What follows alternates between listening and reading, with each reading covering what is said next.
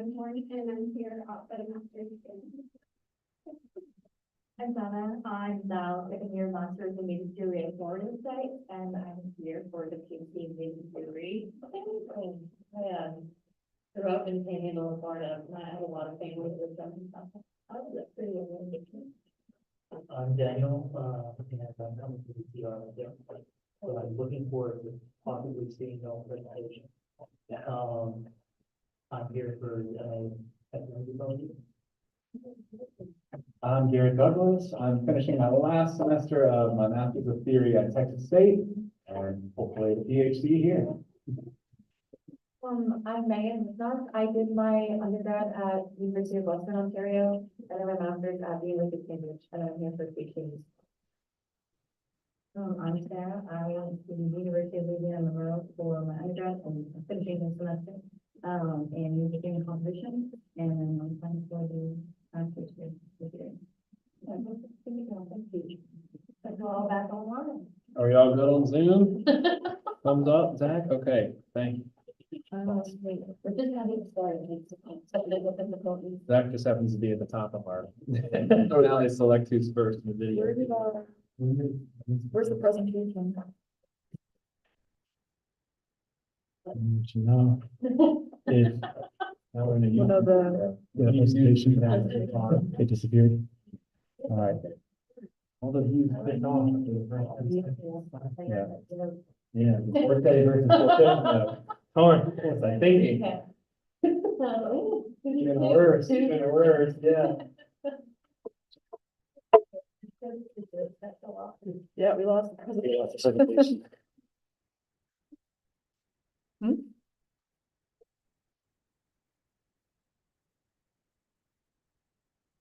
That's one thing when you're teaching, man, doesn't always feels like an eternity. Yeah. Somehow time has a different way of math. Whenever something goes wrong.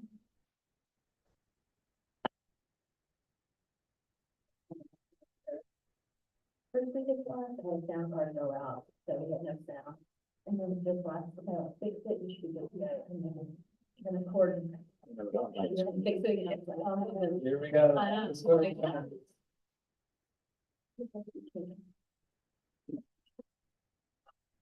Hey, here we go. Okay, so theory. So I can talk about this. I can talk about music theory and building fluency.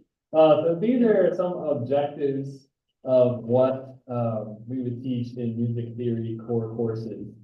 Fluency, right? Fluency in music. So obviously reading, listening, responding to what you hear, writing certain things down, literacy, teaching a variety of styles and genres. That's really important to us to try to incorporate as many different styles as possible.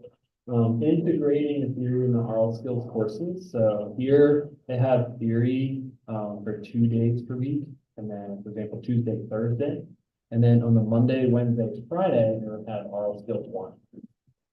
So it's really important in my view to integrate the theory content to the oral skills content. Make sure that you're in lockstep. Sequencing and curriculum, so staying kind of in line across the sections of oral skills. Since we have, for example, maybe 12 or 13 sections of oral skills 1, you want those sections of oral skills to stay in sync with one another.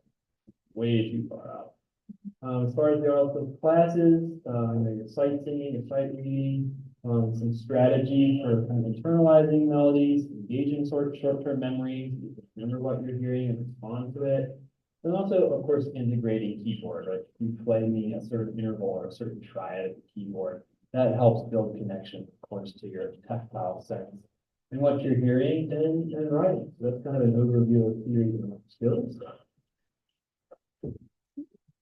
Okay, so some of the things that I think about, a lot of well, actually all of our music history courses, even the majors courses, are in the UNT core curriculum. So ethnomusicology classes are typically in language arts and philosophy, whereas music history courses are in the creative arts core. So there are kind of standardized learning objectives for each of those core classes that we're expected to fulfill.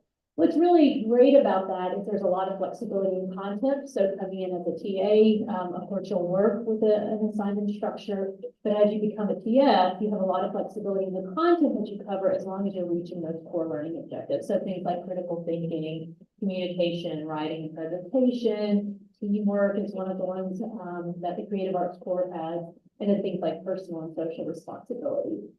The class sizes really range across the curriculum, but they are typically larger. And so you're looking at anywhere from 80 to 300 students. So you'll be working in some instances as a team or as an individual TA for a course, and then others, you'll have 8 or 9 TAs for our larger places.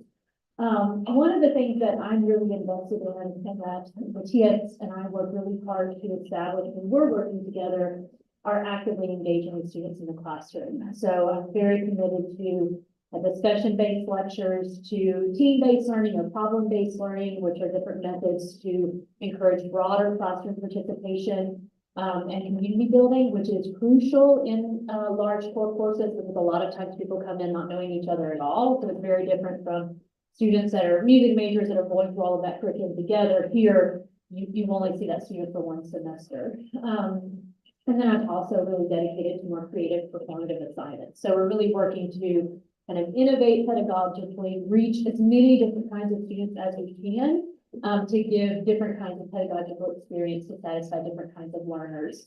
You can see this is a little infographic that we found that gives you a little bit of insight into the range of students that we have across the university as a whole. The core classes, like I said, they're relatively large classes, and they have students from all different walks of life across the university. We are a minority majority serving institution now, which is also really important when you're thinking about the different kinds of musics and musical examples you're engaging with, as Viv was just noting as well. So these are just some of the things to think about as you're kind of approaching being a teaching assistant or a teaching fellow where you're running your own class. Sorry, it's a language. This says Hispanic Oh, I think. graduate students. I think was it 216, 270 is going to be the research one university, so our graduate student population has increased pretty dramatically. Our undergraduate population is still increasing. First generation, and then our overall enrollment has increased pretty significantly since I came here. And that actually, just a side note, something that's unique in this era. We've seen a lot of different college enrollments declining at certain kinds of institutions, and UNC's has really continued to grow. So it's a really kind of exciting space to be.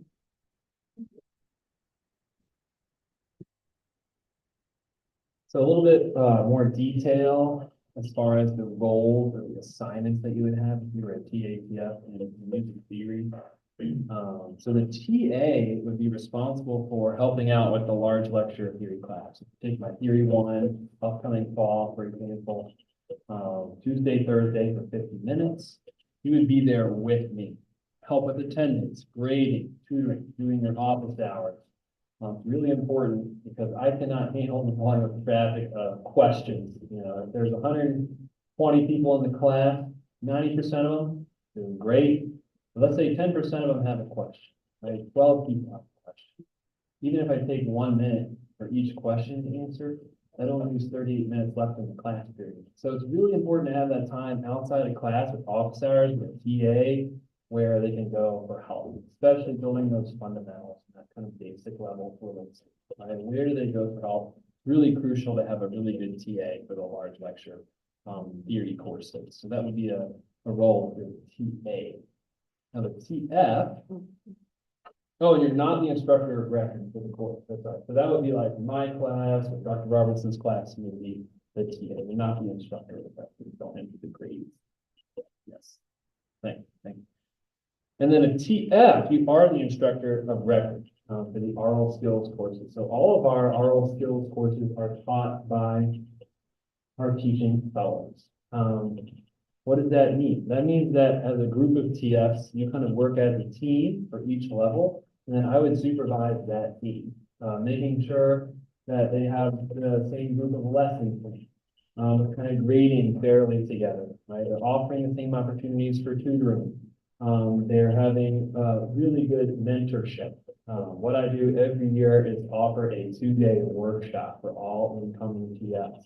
And we've had guest speakers, including the president of Society of Music Theory, people who have published recently, pedagogical articles. And we will look at those. Last year, we kind of focused more on using technology and how is it that we can use technology to kind of make our teaching more efficient. Because as a grad student, you only have so many hours in a day, but you also want to not always maybe play everything at the piano, right? Maybe you want to have somebody hear something on their own instrument. How can you make that example sound on the French horn? Right? Said you're a French hornist, so maybe it's good to hear a melody on the French horn every once in a while. So we kind of turn the focus different year to different subjects that kind of arise just from the TFs talking to me in meetings, saying, this is what we really need. We need to know how to use this technology because we don't really know. It could just be Canvas. It could be just email. How do I handle the amount of email that's coming in? What's the responsible way to handle your emails? Conversations like that always come up in our mentorship workshop. And then I always observe the TFs every semester and give them feedback on their teaching. Sometimes if I see a need to do more observations, I might call on Dr. Heetderks or Dr. Robertson to kind of come in and help and give some other feedback from somebody that's not me, but primarily that's my responsibility.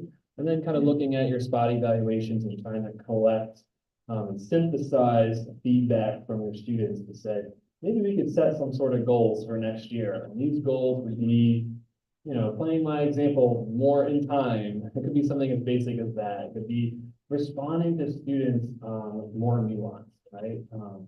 Something like that where you set some definable goals and really truly have that mentorship feedback. I think that's really important.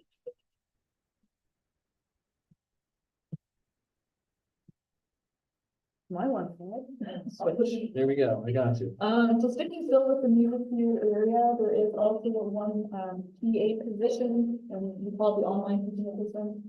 So that student helps me with the asynchronous online classes that I teach. So again, those core undergrad theory classes, so freshman or sophomore period. Essentially what Dr. Graff teaches, but they're just online. These classes tend to be a little bit smaller than his Tuesday, Thursday, 120 student classes. Probably the past few years, they've ranged from about 25 to 50 students, so they're a good sized class. You don't have to have any kind of technical skill to be, you know, the online TA, and you can send emails and, you know, navigate around Canvas. That's really kind of the basic things. And also being, again, a TA, you're not going to be the instructor of record. That would be me. In terms of duties, some of them overlap with the TAs that Dr. Graff has and some differences. So things like helping with course maintenance. So semester to semester, what needs to be sort of fixed and updated in Canvas. That's the platform that we use here at UNC. Anyone else using Canvas at the institution? Yeah, so like Blackboard, something. I sometimes have my TAs help with content editing or even creation. I've had my TAs create quiz question banks for me, get a test, those kinds of things. So it's kind of helping me build these sort of banks of questions, you know, images and recordings and things like that. Every 3 years, and Dr. Prince, he's on road too, online courses need to be sort of reapproved and reviewed. So if it happens to be at that point, the TA can also kind of help me with that review process, of updating the course and making sure that it's, you know, accessible and things like that for the approval. Usually students can sort of reach out with just basic technical issues, like this quiz just wasn't opening for me, you can go check it out. So those kinds of things the TA can kind of handle. Obviously, if it's something really, you know, crazy, I'll jump in and figure out what's going on, but usually there's those basic kind of tech issues, like they graded me on this and can we take a look at it, sort of thing. And then the TA will also have some grading assignments, usually in one of their classes. And then also hold like an offers hour or like a tutoring hour, just like the TAs for the other classes. That's the online TA. We'll switch over to music history and ethnomusicology now.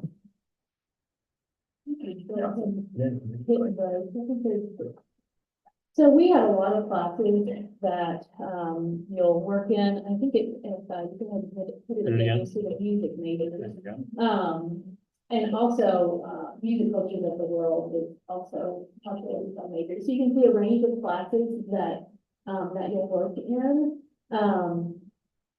across all of the different subject matters. These two are primarily, ethnomusicology classes, so those are language, philosophy, cultures. And then we have, these are core courses as well, which are music history survey, you're working as well. So just kind of can see the range of topics and subjects, that you'll work in. And typically, a TA, is an appointment of 20 hours per week, and that's 10 hours across 2 different classes, depending on your course schedule and availability. Most of these are in person, some are both in person and online. We have asynchronous and synchronous offerings, so you'll get a variety of exposures to modalities as well. Yeah, you can just go through. A lot of this is overlap, but like this graph and Roger said, see here. You've got your basic classroom management. When you're working as a TA, as I said, it's 20 hours. Some courses do have labs. So thinking about the music major courses, you'll have a lab. Music cultures of the world have a lab. Those are just small discussion sections that you'll work in coordination with the professor to help run and teach. Of course, a lot of it is the grading and just basic classroom management. You'll also get a chance to lecture once a semester as a TA, a lecture of your choice from the course content itself. So that gives you a little bit of experience as a teaching assistant on lecturing. For the teaching fellow, where you are the instructor of record, as I mentioned, the content is highly flexible in these courses because you're really working to achieve certain kinds of learning objectives. And so, especially in music history courses, music and communications, and history of rock, I work with you on the course schedule and your assignment design, all of those different things. And similarly, we have workshops, observations. We have a new class, music history pedagogy, that's offered every other spring to help you prepare for your teaching assignment. I do also do a lot of individual mentoring and working with the teaching fellows throughout the semester. So a lot of overlap there. If I can. Yeah. Look at the chat. Oh, let's look.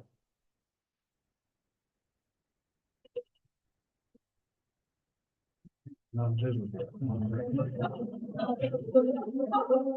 That's okay, we can send them the slide. We're just thinking, it's mainly the idea of some of the classes that we were talking about would probably be important to know. We have more traditional courses like music appreciation, music is communication, music in a cultural context. We have some upper level courses, gender, music, sexuality, those kinds of things. Music is politics. So just a real wide ranging aspect of courses in our music history and ethnomusicology areas. Yeah. How many students do you work with? It depends. They're usually ranging about, let's say, 80 to about 300. We have a really For large. all those courses that were on the previous page? And they're all not offered simultaneously. Like the film music class, sounds and cinema, that always caps out at 300. That's an online asynchronous course. Depending on the semester, fall enrollments are typically larger, so I have a really large section of music appreciation that's 300 students. Our TFs usually manage class sizes from 120 to 160. And actually the history of rock is usually around 200 students, so if you're TFing that class, it's a larger class. But it's important to note, no matter the class size, we really work hard to provide you with the teaching fellow with support. So like I said, usually there's a team of teaching assistants that are working with that instructor. And that we're really lucky, I think, at UNT because of that, because I really work to prioritize active learning, creative assignments. Without that TA support, we wouldn't be able to do those things. You know, be seeing multiple voice tests and things like that, if you don't really use classic really much at all.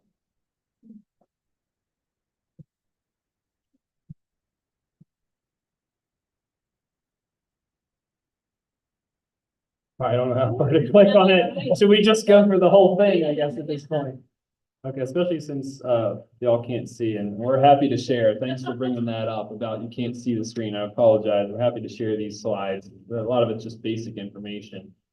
But really this slide shows our end goals, like what is the end game of our TA TF program? Where do we see y'all at the end?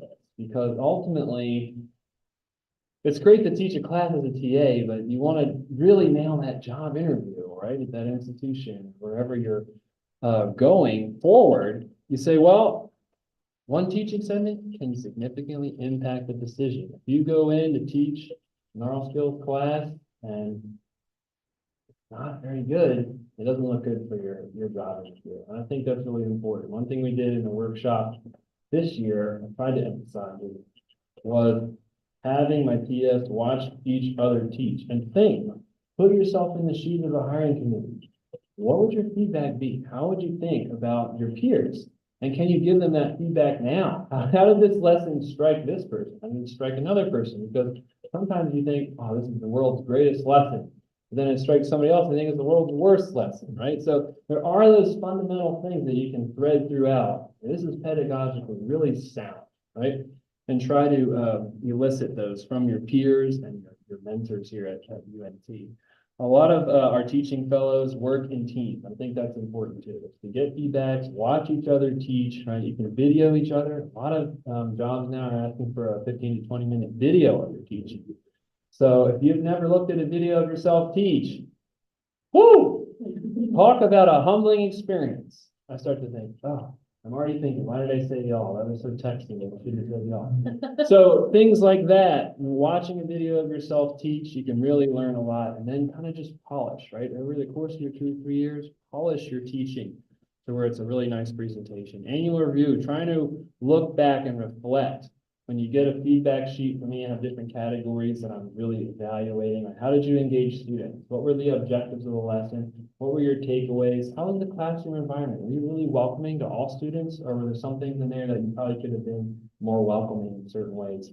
Looking at that, I'm really truly reflecting on how you responded to students in different situations.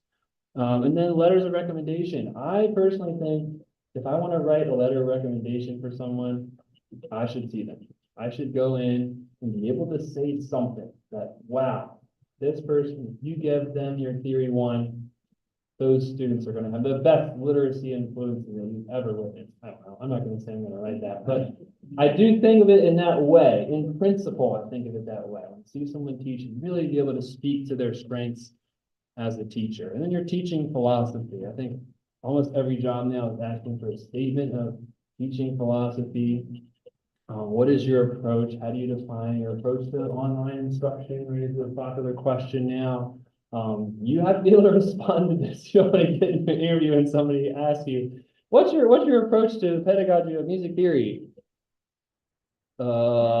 Teach theory well. You know, you want to actually have responses that are based on those articles that you've read in your workshop, the teaching demos that you've done, feedback from your peers, feedback from your mentors. And then you get this picture, this complete picture of your pedagogical approach and your pedagogical voice. If I teach the class, it would be a lot different than Dr. Heetderks teaching the class, which is different than Dr. Armstrong and Dr. Prince. And that's a good thing to just know yourself and where you are at your best, right? Because not everybody's teaching is the same.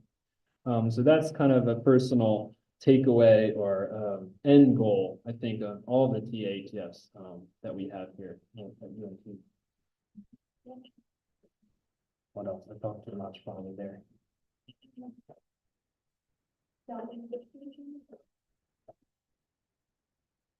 If you assign the TA or TF position, do you teach the same class over 2 to 3 years, depending on how long you're here, or are you like rotated in different places? In music history, it's typically one class that you're able to refine and work over several years. Every now and then we'll have an advisor that really feels that their advisee needs to have another prep, but I've really tried to limit it to music as communication and history of rock. I think there is a lot of value in having your class, changing things, adding subjects that, you know, adding subjects you think might work better, taking out things. So it's a lot of trying new assignments. Once you have the basic cut down, it gives you a lot of time to focus on those pedagogical questions. And that's why I feel it's really valuable to have kind of that one main of prep. But like I said, every now and then, if someone really feels they want to have 2 preps, I think doing really good at one class and having those experiences work well on job application. So it just depends, and we'll work with you on that. But that's usually how it is in music. history. What about y'all? For theory, my approach has been to primarily start people on RL Skills 1. And not throw people into RL Skills 4 the very first time teaching. And then the idea would be, so if your first fall is RL Skills 1, then you have 1 and 2 the first year, and then 3 and 4 the second year. And then you have a better perspective of the whole sequence of things. Then I could drop you into level 3 and you would be oriented more. Versus in your first semester, I dropped you into RL Skills 3. Well, who knows what RL Skills 3 was at UTA? Like I taught RL Skills 3 at UTA. It's different than RL Skills 3 here. Not that you would all of a sudden be, oh my gosh, I'm floundering, you know. But maybe after you've had all the 4 semesters in sequence, then you know, okay, you know exactly where they're coming from to get to RL 3. And I know exactly where they're going to at the end. And just to have that begin with the end in mind, mindset, I think is so useful just in teaching in general. So that's kind of how I do it with theory. It would be like 1 through 4, and then doubling back to kind of see where. And sometimes people get an adjunct job somewhere, and the adjunct job is on Monday, Wednesday. And then I think, well, let's put them on a level 3 and 4. That way they can do the adjunct job and still teach here Tuesday, Thursday. So that's a factor too, just a practical, you know, not a more pie in the sky, but more just practical concern of when they're here at school. Yeah, what else? That's a good question.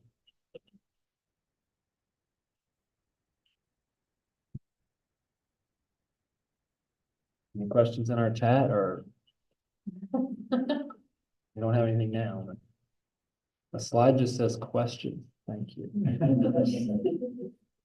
So you mentioned that, at the point where you, I guess it's TX, they all have the same curriculum.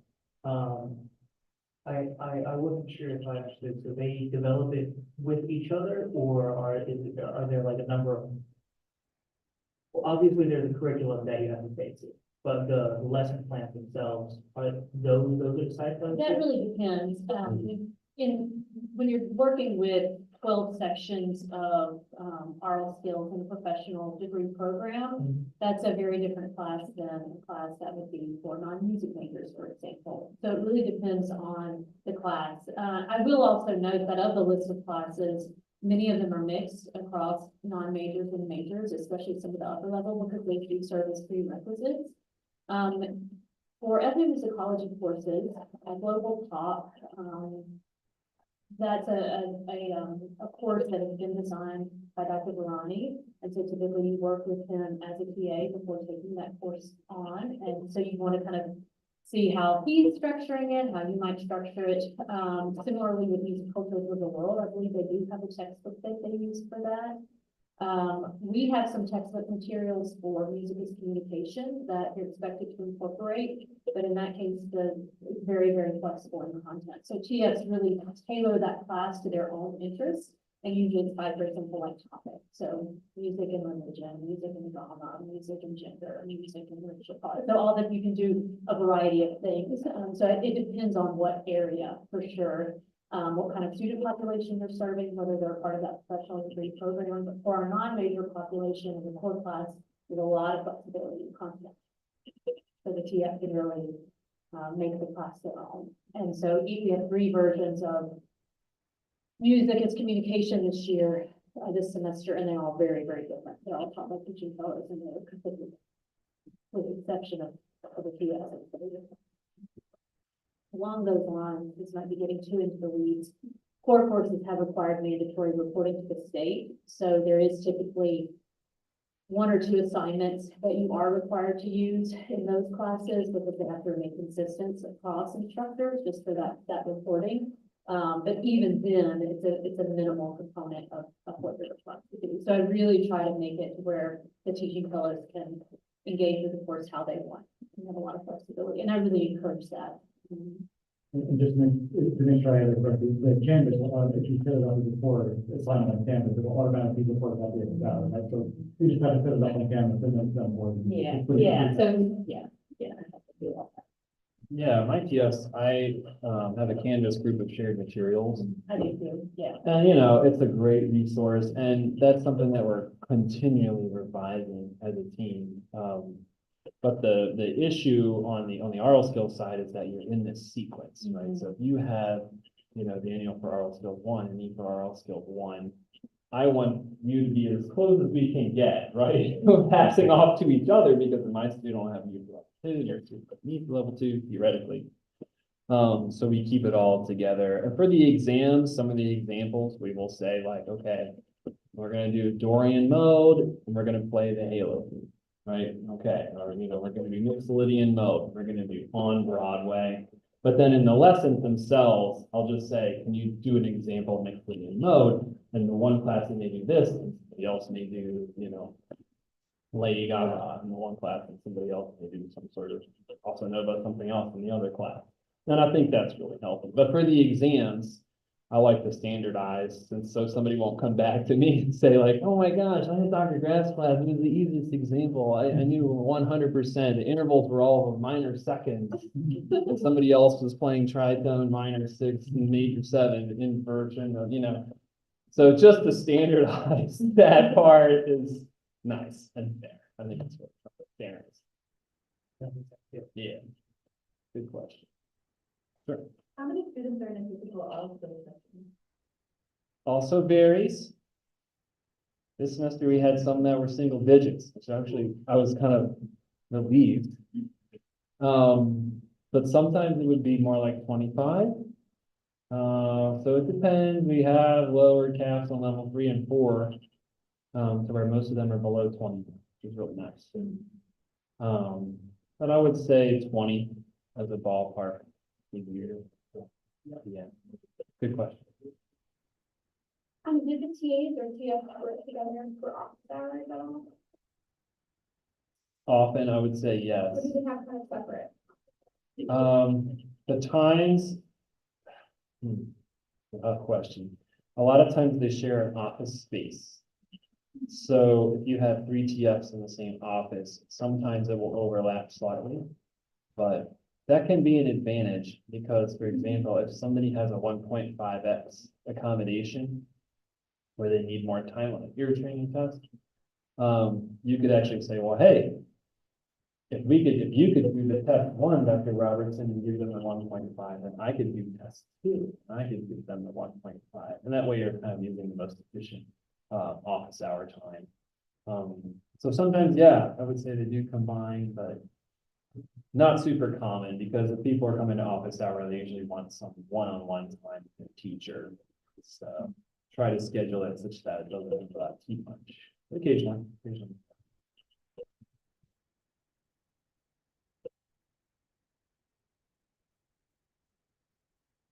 That's a good question. Anybody else on Zoom? What? Question? Could you go over what the annual review was again? Annual review is informal for me. Where you just get some feedback on what you've done this year teaching wise, looking at your spot evaluations. No, not okay. Looking at your spot evaluations, so your feedback from students. And then looking at my write-ups of your classes, synthesizing that information and coming up with some sort of goal setting for next year. And that's different for every single person. Some people have strength in certain areas just because of their upbringing. Some people may be really strong vocalists. They can sing everything. It's great. They're really good teachers of singing because they've taken lots of singing lessons, right? And somebody else may have strengths in other areas. So I think it's kind of a balancing act. We're looking at what how your students are perceiving things that you're doing, how you're coming off. And then when I'm in there, how did I kind of give you feedback? Coming up with your own personal goals. How do you want to be a better teacher the following year, the following semester?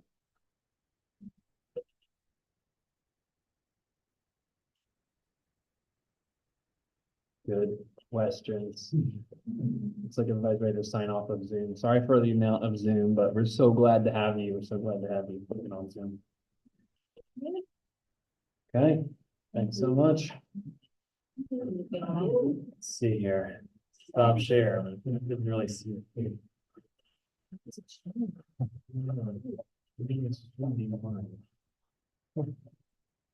Well, thank y'all. See you soon.